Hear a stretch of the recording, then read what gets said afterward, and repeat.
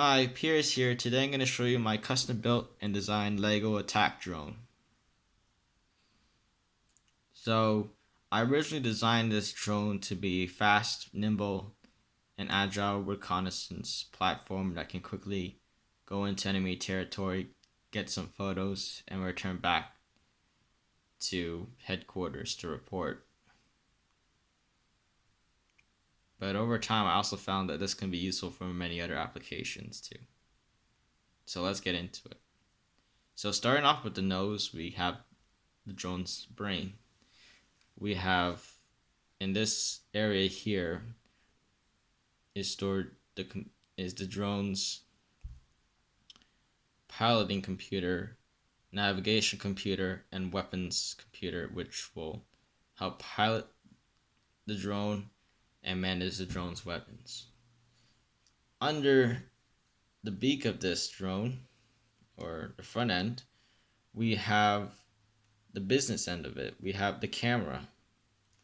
So this camera can depress, it can elevate, and can rotate 360 degrees. Now this gives the drone a lot of flexibility by being able to take photos of objects when flying at many different positions.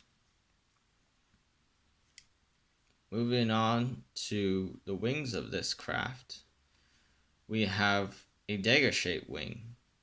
So this is meant to reduce the profile of this drone and make it harder to hit, and also much smaller, which means it leaves less of a footprint, and it is probably harder to detect on radar. This is also this delta shape, this triangular shape could also allow it to create less drag, so this can make this drone much faster.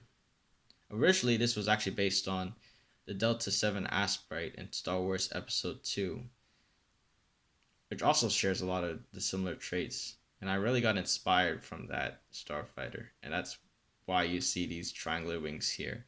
It's meant to make the drone faster, more agile, and harder to detect. We also have flaps near the end. Go up, down, go up, down to help in atmosphere. That's basically the wings. We got the tail area and good wings for aesthetics.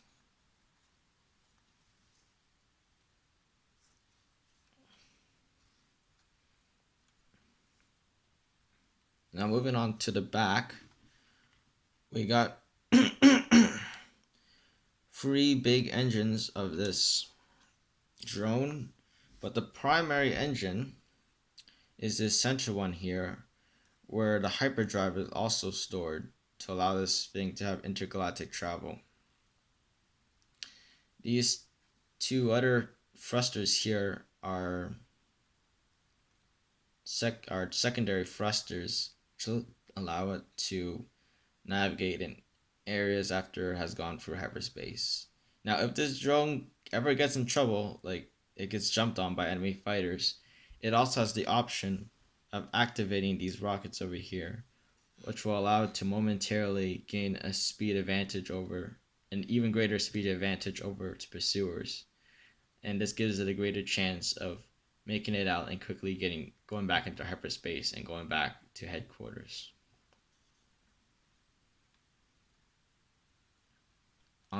Also, one other thing to note, there's also cameras here to help the drone have better visibility of its surroundings, so it has a less likely chance of being ambushed or be able to, in a dogfight, let's just say, be able to have a better spatial awareness and use that to gain a tactical edge over an enemy fighter. Now moving on, you might also notice these attachments over here. These are mountings for any many different types of weapon packages. So you can say put up heat-seeking missiles, radar-guided missiles, smart bombs, dumb bombs, cluster bombs.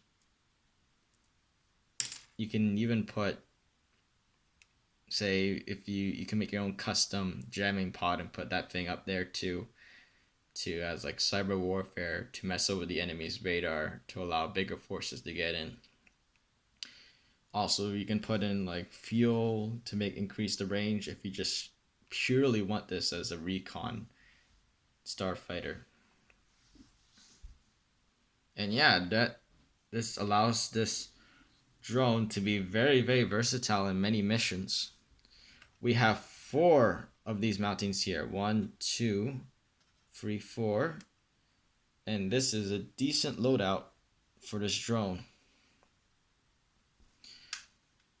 Other armament of this fighter includes 2 medium laser cannons. So let's just say if this thing ever gets into a dogfight and gets into close quarters, if this thing gets in a position where its guns are in a much more better position to take down the enemy fighter, then missiles it can open up, take the enemy fighter down, or if troops nearby are asking for ground support, the laser cannons could come into effect by destroying light enemy armor or giving suppressive fire for ground forces. Now, another important thing about this drone is that it has its own landing gear. So unlike TIE fighters, this thing could land independently. It doesn't need racks. So you can operate this from like Starfleet carriers, your own base of operations.